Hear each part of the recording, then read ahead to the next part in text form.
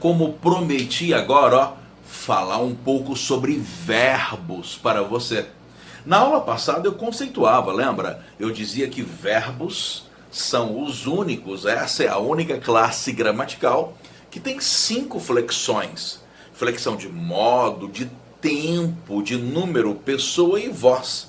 E alguns ainda dizem que o verbo tem flexão até de gênero. Não é bem o verbo, né? É o verbo no particípio adjetivado, como eu falava no finalzinho da aula anterior. Agora preste bastante atenção, por favor. Eu fiz um painel aqui que é muito importante para a sua prova GV.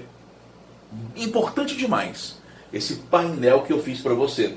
Eu fiz um painel dos tempos e modos possíveis para o verbo simples. Ou seja, aquele verbo em uma palavra só, que é o que normalmente cai, não é? Eu não coloquei aqui as formas compostas. Eu coloquei as formas simples. Forma composta é aquela conjugação em que o verbo tem 2 palavras para fazer o papel de uma só. São 2 verbos fazendo o papel de um só. Lembra?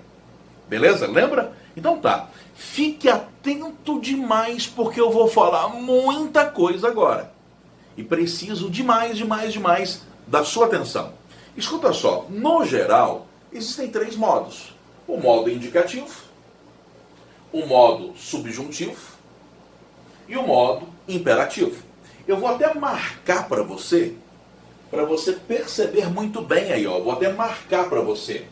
O indicativo está aqui. O subjuntivo aqui. E o imperativo aqui. Existem esses 3 modos verbais. E é importante que você entenda algumas coisas de início. Quando é que o verbo está no indicativo? Quando ele dá uma ideia de certeza, ele indica. O presente do indicativo, por exemplo, é certo. Eu estudo. É um fato certo. Por isso que eu chamo de presente do indicativo. Porque é um fato certo, é certeza. Diferentemente do subjuntivo. A própria palavra subjuntivo remete a subjetivo. O subjuntivo é aquele modo verbal que dá uma ideia muito mais de desejo, uma ideia muito mais de vontade. É isso. Por isso, subjuntivo. Porque é subjetivo. Por exemplo, presente do subjuntivo. Que eu estude.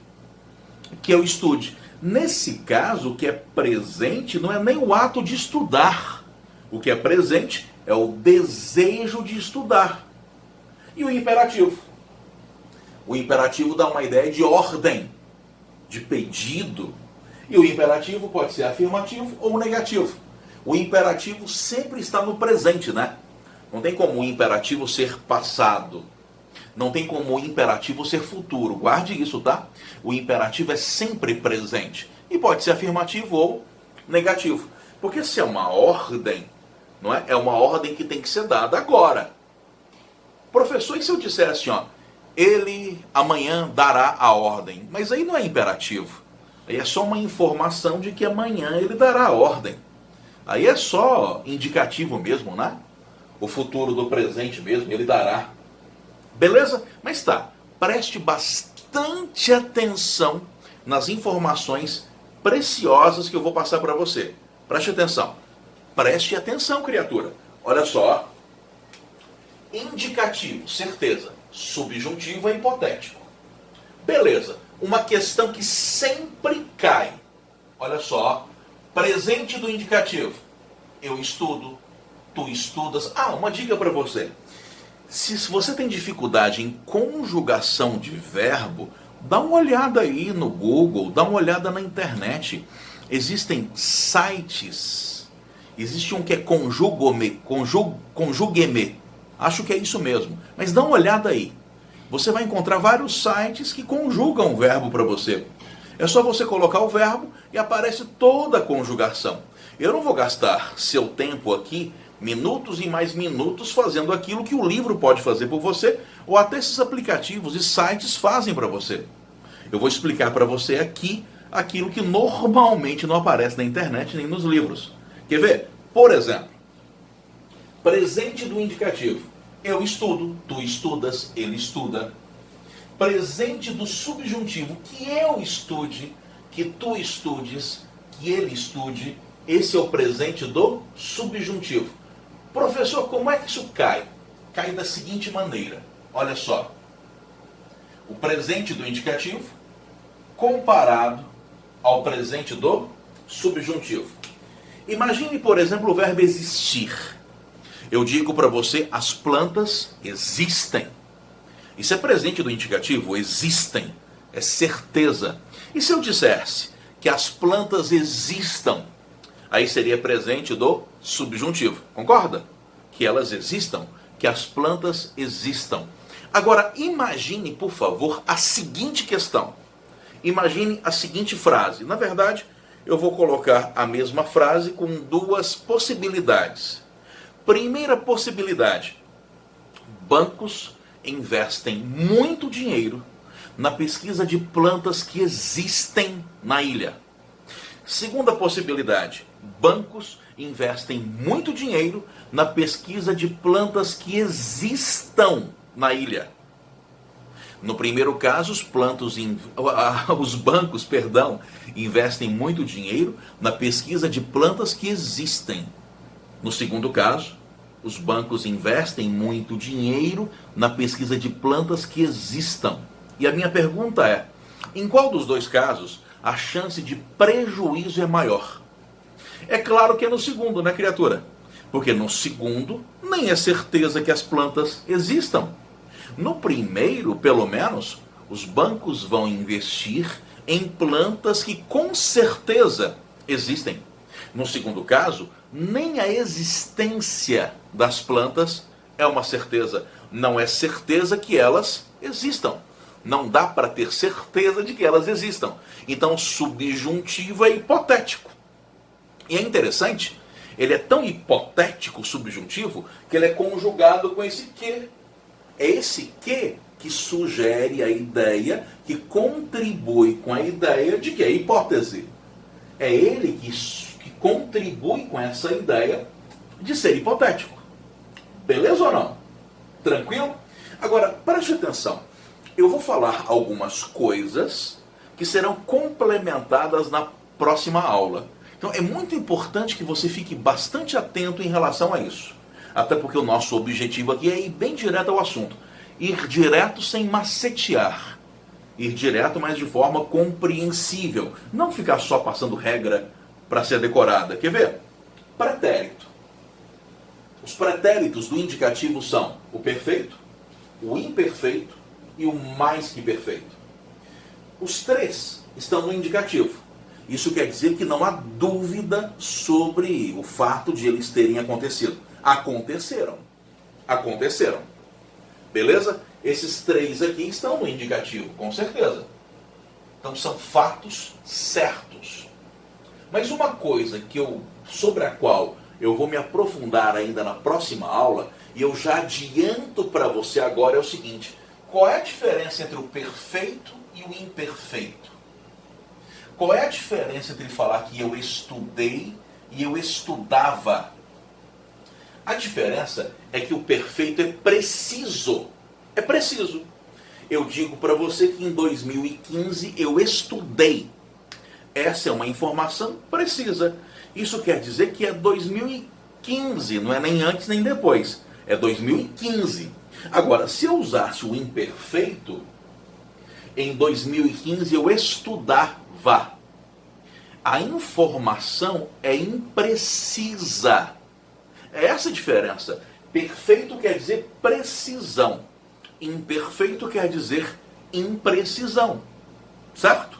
Então, se eu falo que em 2015 eu estudava, eu não sei quando eu comecei. Eu sei que em 2015 eu estava lá estudando. Mas pode ser que eu tenha começado 1 ano antes, 2 anos antes, 10 anos antes, não sei. E também não sei quando eu parei.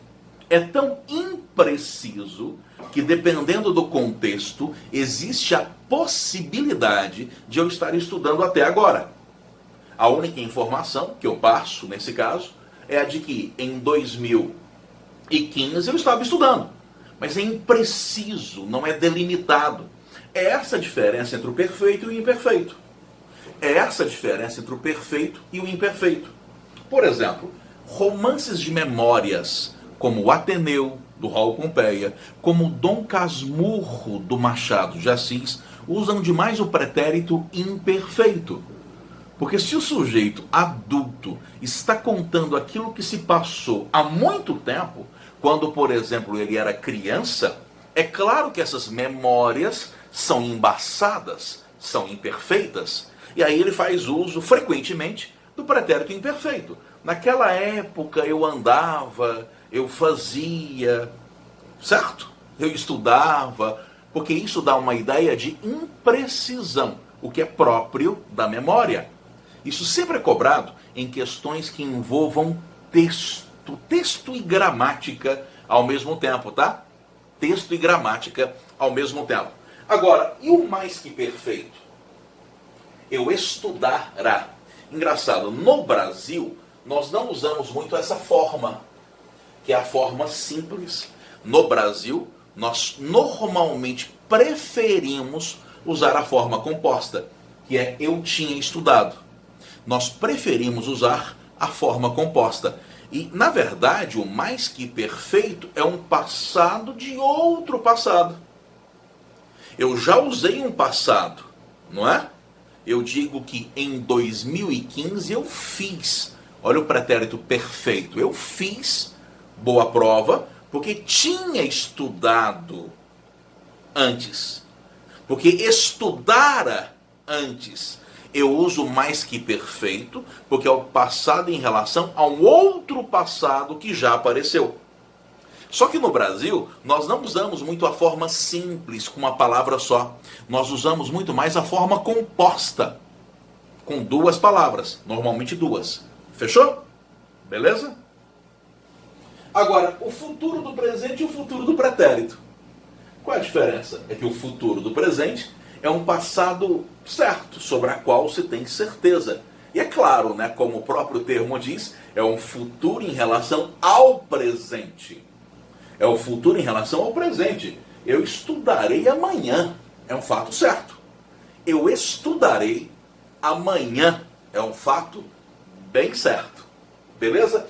Já o futuro do pretérito é um futuro que talvez não tenha acontecido. Apesar de ser indicativo, talvez ele não tenha acontecido e eu vou explicar na próxima aula por quê.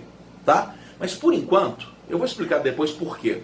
Por enquanto eu quero que você entenda o seguinte: o futuro do pretérito é o futuro que depende, que se baseia, é o futuro em relação a um passado. E um passado que não aconteceu. Por exemplo, se ela estudasse, ela faria, não é? Ou se ela tivesse tempo, ela estudaria. Ela não tem tempo, então ela não estuda. É um futuro que depende de uma ação passada, que deveria acontecer, mas não aconteceu. Por isso o futuro do pretérito. É um futuro que depende de um pretérito que não aconteceu. E, portanto, é um futuro condicional, no sentido de ele depender de outro. Beleza? Tranquilo? Tá, mas como eu disse, eu vou falar bastante disso ainda, tá? Aqui é um painel geral. Presente do subjuntivo, eu falei sobre ele agora há pouco, não foi? Presente do subjuntivo, eu falei sobre ele agora há pouco. Pretérito imperfeito do subjuntivo é aquele que normalmente aparece junto com o futuro do pretérito do indicativo. Se eu estudasse, engraçado, tá vendo esse se? Não é? Na verdade, ele é que é a condição, não é? Ele é que é a condição para que aconteça o futuro do pretérito. Se eu estudasse, é um passado que deveria acontecer, mas não aconteceu. É por isso que é subjuntivo.